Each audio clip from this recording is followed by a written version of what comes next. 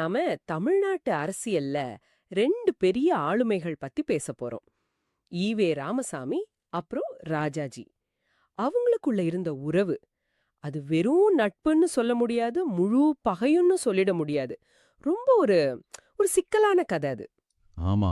இந்த கதைக்கு ஆதாரமா நீங்க கொடுத்த ஈவே ராமசாமி மற்றும் ராஜாஜி ஒரு முரண்பாட்டு ஆய்வு கட்டுரையிலிருந்து சில பகுதிகள் தான் நாம பார்க்க போறோம். இது அவங்க உறவோட ரெண்டு வெவ்வேறு பக்கங்களை காட்டுது. நம்ம நோக்கம் ரொம்ப சிம்பிள். ஒரே மனுஷன் ராஜாஜி, அவரை பத்தி ஈவேரா ஏன் ரெண்டு விதமா, அதாவது ஒண்ணுக்கொன்னும் சம்பந்தமே இல்லாம சித்திரம் வரைஞ்சார். ஒன்னு ஒரு கொப்ப நண்பர், இன்னொன்னு ஒரு ஆப்பிரமிராத எதிரி. இதுல எது உண்மை, இல்ல ரெண்டுமே உண்மையா? சரி வாங்க இந்த புதிர அவிழ்க்கலாம். நாம முதல் ஆரம்பிக்க போறது கடைசியில இருந்து. 1972 ராஜாஜி இறந்து போறார். அப்ப ஈவேரா ஒரு இரங்கல் செய்தி வெளியிடுறார். அது சும்மா ஒரு சம்பிரதாயத்துக்காக வருந்துகிறேன்னு சொல்ற செய்தி இல்ல, அப்படிதானே? இல்ல, இல்லவே இல்ல. அந்த இரங்கல் செய்தி ரொம்ப ஆழமானது, ரொம்ப உணர்வுபூர்வமானது. ஈவரா இப்படிதான் ஆரம்பிக்கிறார். சம்பிரதாயத்திற்கல்ல, உண்மையாகவே சொல்லுகிறேன். அந்த உண்மையாகவேங்கிற வார்த்தையிலே ஒரு அழுத்தம் இருக்கு. ராஜாச்சாரியார் மறைவு எனக்கு அளவுக்கு மீறிய துக்கத்தையும் கவலையும் தருதுன்னு சொல்றார். அவரை ஒப்பற்றவர், இணையற்றவர்னு புகழ்றார்.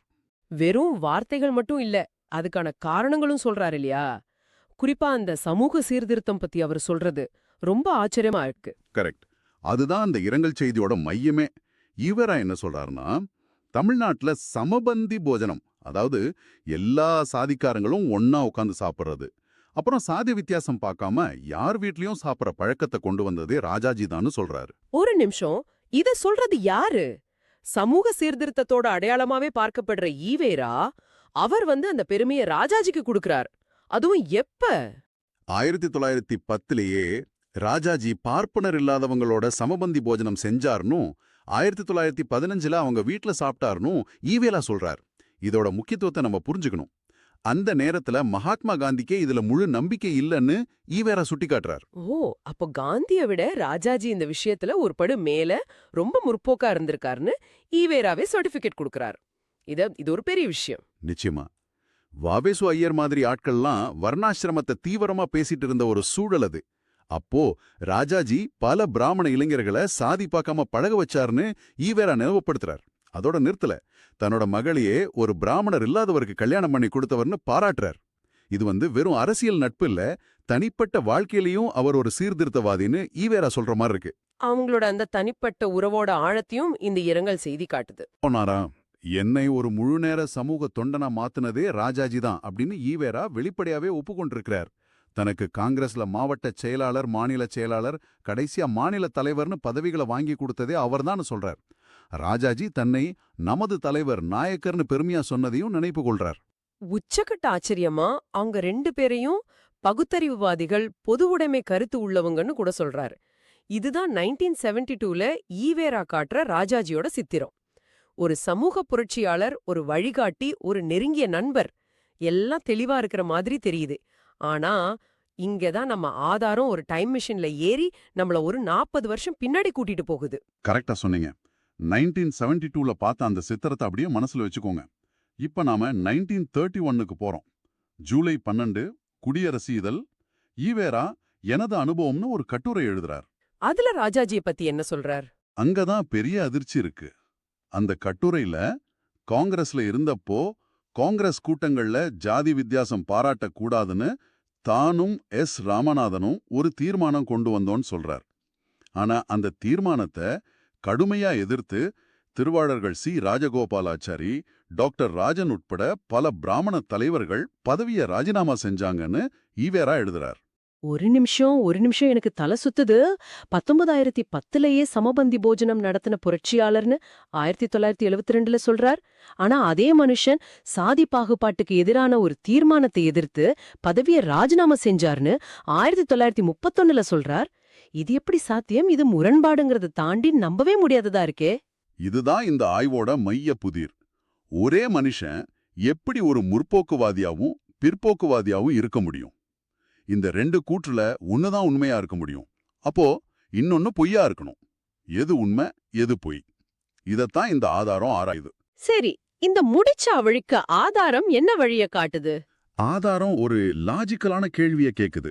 ஒருவேளை 1931ல ஈவேரா சொன்ன மாதிரி ராஜாஜி உண்மையிலே ஒரு சாதி வெறியரா, சாதி பாகுபாட்டை ஆதரிக்கிறவரா இருந்திருந்தா, ஏன் அவரோட தன் வாழ்நாள் முழுக்க ஒரு நெருங்கிய நட்பை வச்சிருக்கணும்? அரசியல் கருத்து வேறுபாடு வரலாம், போகலாம். ஆனா கொள்கை அளவுல சாதி ஆதரிக்கிற ஒருத்தரோட இவ்ளோ ஆழமான தனிப்பட்ட உறவு சாத்தியமா? அதுவும் சரிதான். ஆனா ஒரு வாதத்துக்காக கேக்குறேன். ஒருவேளை 1931ல அவர் சொன்னதுதான் உண்மையான கோபமா, உண்மையான அனுபவமா இருந்திருக்கலாம் இல்லையா?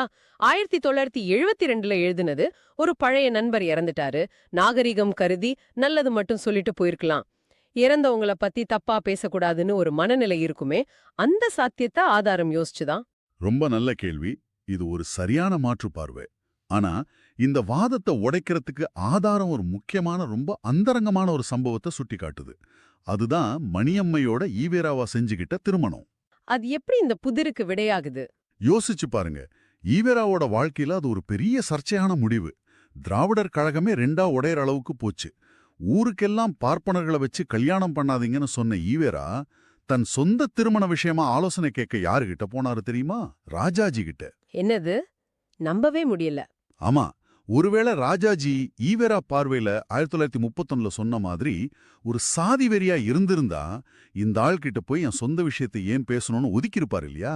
நம்ம வாழ்க்கையோட முக்கியமான முடிவுகளை நாம முழுசா நம்புற மதிக்கிற ஆட்கள் கிட்ட தான் பேசுவோம்.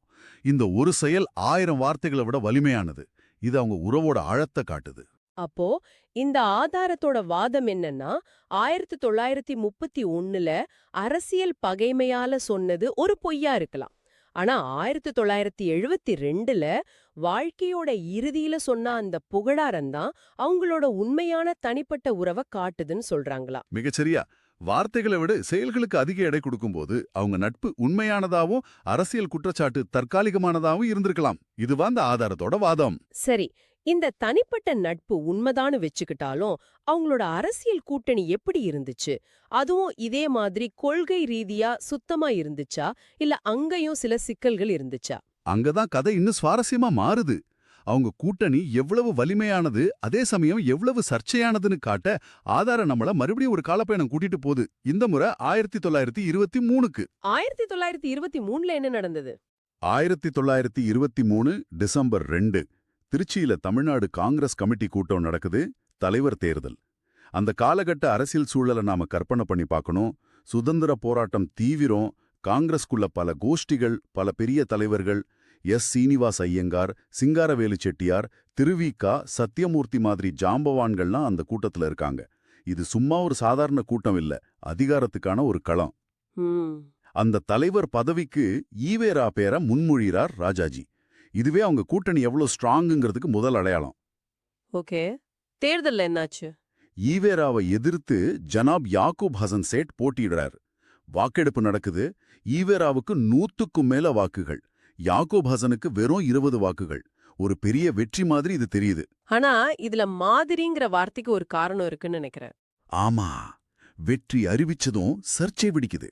இஸ்லாமிய உறுப்பினர்கள் சிலர் ஓப்பனா ஒரு ஸ்டேட்மெண்ட் கொடுக்கறாங்க. இந்த தேர்தல் நேர்மையா நடக்கல, இது ராஜகோபாலாச்சாரியோட சூழ்ச்சி, சரியான நடைமுறை பின்பற்றப்படல அப்படின்னு குற்றம் சாட்டுறாங்க. ஓ, அப்போ ஈவேராவோட வெற்றி ஒரு சர்ச்சைக்குரிய வெற்றியா? இது அவங்க கூட்டணிய பத்தி நமக்கு என்ன சொல்லுது? இது 2 விஷயத்த அப்பட்டமா காட்டுது. ஒன்னு, அவங்களோட அரசியல் கூட்டணி அசைக்க முடியாத அளவுக்கு வலிமையா இருந்திருக்கு. ராஜாஜி சப்போர்ட் இல்லாம ஈவேரா தலைவரா இருக்க முடியாது. 2வது, அந்த கூட்டணி வெற்றிக்காக எந்த வழியையும் கையாள தயங்கலங்கிறத இந்த சர்ச்சை காட்டுது. கொள்கை நேர்மையை விட அதிகாரத்தை கைப்பற்றது முக்கியமா இருந்திருக்கு. இங்க ஒரு முரண்பாடு தெரியுதே. பிற்காலத்துல சிறுபான்மையினர் உரிமைக்காகவும் பிரதிநிதித்துவத்துக்காகவும் தீவிரமா குரல் கொடுத்தவர் ஈவேரா. ஆனா இங்க ஒரு சிறுபான்மை வேட்பாளருக்கு எதிரா ஒரு சர்ச்சையான முறையில அவர் ஜெயிச்சு பதவிக்கு வர்றார். அந்த முரண்பாட்டைத்தான் ஆதாரம் ரொம்ப கடுமையா சுட்டி காட்டுது. இன்னும் ஒரு படி மேல போய் ஆதாரம் அவங்கள ஒரு அதிர்ச்சியான வார்த்தையால குறிப்பிடுது. கூட்டு களவாணிகள். என்னது? கூட்டு களவாணிகள் என்றா? இது இது ரொம்ப ரொம்ப கடுமையான வார்த்தை. இது வெறும் அரசியல் கூட்டாளிகள்னு சொல்றதுல இருந்து அன்வாரா மாறுபட்டது. ஆமா, இந்த வார்த்தை அவங்க உறவை வெறும் சித்தாந்த நட்பா பார்க்கல. அதுக்கு பதிலா அதிகார அரசியலுக்காக திட்டம் போட்டு கூட்டா சதி செஞ்சு காரியத்தை சாதிக்கிற ஒரு கூட்டணியா காட்டுது. இது அவங்க உறவோட இன்னொரு இருண்ட பக்கத்தை நமக்கு காட்டுது. ஆக இந்த ஆய்வை நாம தொகுத்து பார்த்தா ஈவேயார் பார்வையில ராஜாஜிக்கு 2 முகங்கள் இருக்கு. ஒன்னு 1972ல காட்டப்பட்ட அந்த முற்போக்கு எண்ணம் கொண்ட சமூக சீர்திருத்தவாதியான ஒரு உன்னத நண்பரோட முகம். இன்னொன்னு 1931ல காட்டப்பட்ட சாதிய பாதுகாக்கிற பிற்போக்குத்தனமான ஒரு அரசியல் எதிரியோட முகம். ஆமா. ஆனா அவங்களோட நீண்டகால நட்பையும் அந்த மணியம்மை திருமண ஆலோசனை மாதிரி சம்பவங்களையும் வச்சு பார்க்கும்போது அந்த நண்பரோட முகம்தான் உண்மையானதுனோ எதிரியோட முகம்ங்கிறது தற்காலிகமான அரசியல் தேவைக்காக பூசப்பட்ட சாயம்னும் இந்த ஆதாரம் வாதிடுது. அதே நேரத்துல அவங்களோட அரசியல் கூட்டணிங்கிறது புனிதமான கொள்கைகளால மட்டும் ஆனதில்ல. அது அதிகாரத்துக்காகவும் வெற்றிக்காகவும் சில சமயம் சர்ச்சையான பாதைகள்லயும் போயிருக்குங்கிறத அந்த 1923 தேர்தல் சம்பவம் வெளிச்சம் போட்டு காட்டுது. இதுல சுவாரஸ்யமான விஷயம் என்னன்னா, இந்த ஆதாரம் ஈவ ராவோட முரண்பாடுகளை மட்டும் சுட்டிக்காட்டி அவரை ஒரு நிலையில்லாதவரா காட்டுறதோட நிறுத்திக்கல. அதுக்கு பதிலா அந்த முரண்பாடுகள் வழியா ராஜாஜியோட அவரோட உறவு எவ்வளவு ஆழமான தனிப்பட்ட அரசியல் அடுக்குகளை கொண்டதா இருந்திருக்குன்னு நமக்கு உணர்த்துது. அது வெறும் நண்பர்கள் இல்ல எதிரிகள்ங்கிற ஒற்றை வார்த்தையில அடக்க முடியாத ரொம்ப சிக்கலான ஒரு உறவு. இத பத்தி யோசிக்கிறதுக்கு ஒரு கேள்வியை உங்ககிட்ட விட்டுட்டு போறோம். இந்த ஆதாரம் ராஜாஜி, ஈவேரா இவங்களுக்குள்ள இருந்த முரண்பாடுகள்ல கவனம் செலுத்துது. இது ஒரு பரந்த சிந்தனைக்கு நம்மள கூட்டிட்டு போகுது. ஒரு காலத்துல நெருங்கிய கூட்டாளிகளா இருந்து அப்புறம் கடுமையான அரசியல் எதிரிகளா மாறுற பொது ஆளுமைகள். அவங்க கடந்த காலத்தை பத்தி பேசும்போது அவங்க வார்த்தைகள்ல எவ்வளவு தூரம் உண்மையான நினைவுகள் இருக்கு, எவ்வளவு தூரம் அப்போதைய அரசியல் போர்க்களத்தோட தேவைக்காக அந்த நினைவுகள் மாற்றியமைக்கப்படுது இல்ல புதுசா உருவாக்கப்படுது, இத பத்தி நீங்க